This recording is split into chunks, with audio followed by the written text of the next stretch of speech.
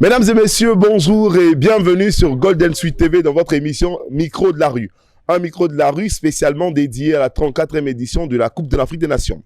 Nous sommes aujourd'hui jeudi 25 janvier 2024, le lendemain de la qualification inespérée des éléphants de Côte d'Ivoire. Oui, qualification inespérée parce qu'après le troisième match et la défaite des éléphants 4-0 face à la Guinée équatoriale, tout espoir de qualification était aménuisé. Il fallait donc attendre, grâce notamment à la nouvelle formule de la compétition et à ces 24 équipes, 4 équipes sont repêchées comme meilleures troisièmes. Donc il fallait attendre que les éléphants soient parmi les 4 meilleures troisièmes, chose qui n'était pas aisée parce que la Côte d'Ivoire était en ballottage défavorable avec une différence de but de -3.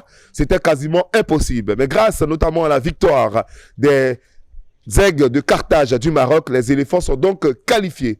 Comment les Ivoiriens ont vécu cette situation? Nous allons donc tendre notre micro aux populations pour en savoir plus sur ce sujet.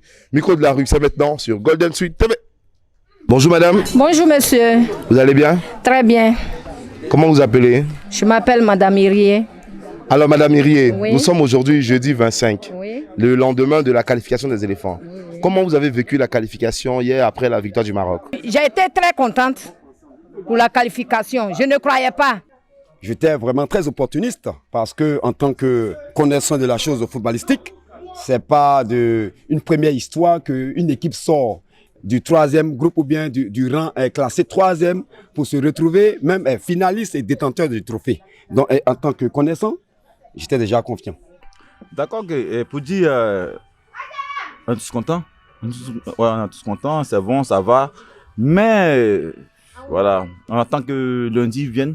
Et on saura qui va gagner quoi. Mais ça s'est bien passé.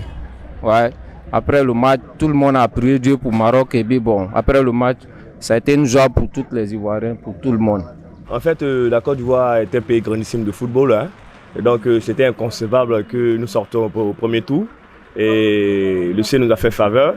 À nous de prendre conscience. Surtout, j'apporte un message à nos professionnels qui sont déjà aux élites des clubs européens. Voilà, de prendre conscience et de se battre maintenant pour le pays. Parce que la Côte d'Ivoire, c'est l'image du Brésil. Nous sommes tellement passionnés.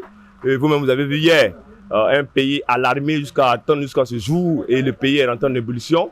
C'est pour dire qu'on attend beaucoup d'eux. La Côte d'Ivoire est un pays hospitalier de joie et de paix. Voilà, donc avec tous ces investissements qu'on a fait, ils nous doivent plus ou moins une belle sortie, des victoires splendides de par leur carrou et de par leur CV. C'est tout. Hier, on a crié qu'on est rentré à 3h. Waouh, 3h du matin. Ouais. Alors, mais c'était quoi l'ambiance? Nous tous, on était heureux. On était heureux parce que la Côte d'Ivoire est qualifiée grâce au Maroc. Et nous tous, on était contents. Est-ce qu'à un moment donné, vous avez eu peur que la Zambie égalise? Effectivement, tout supporter c'est comme ça. Ouais, quelque part, j'avais cette crainte.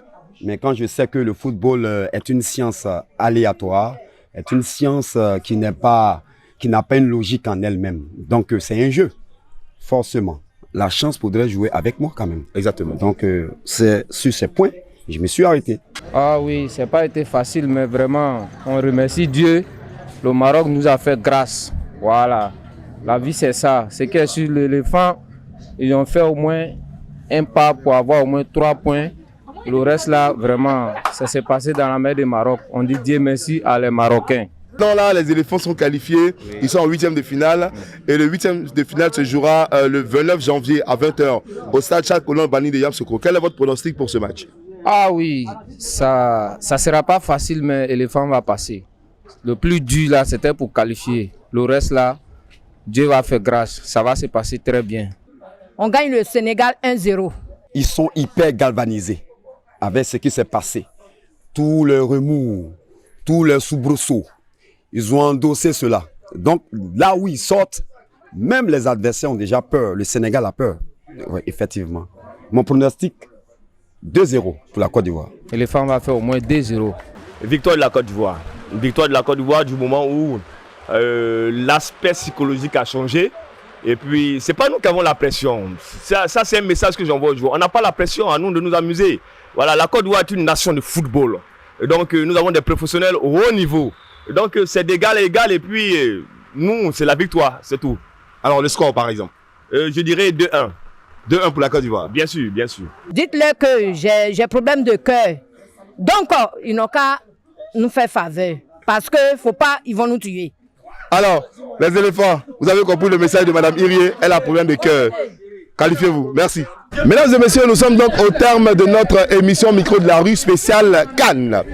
Alors, la question était de savoir comment les Ivoiriens ont vécu la qualification des éléphants de Côte d'Ivoire après la victoire des Aigles du Carthage du Maroc.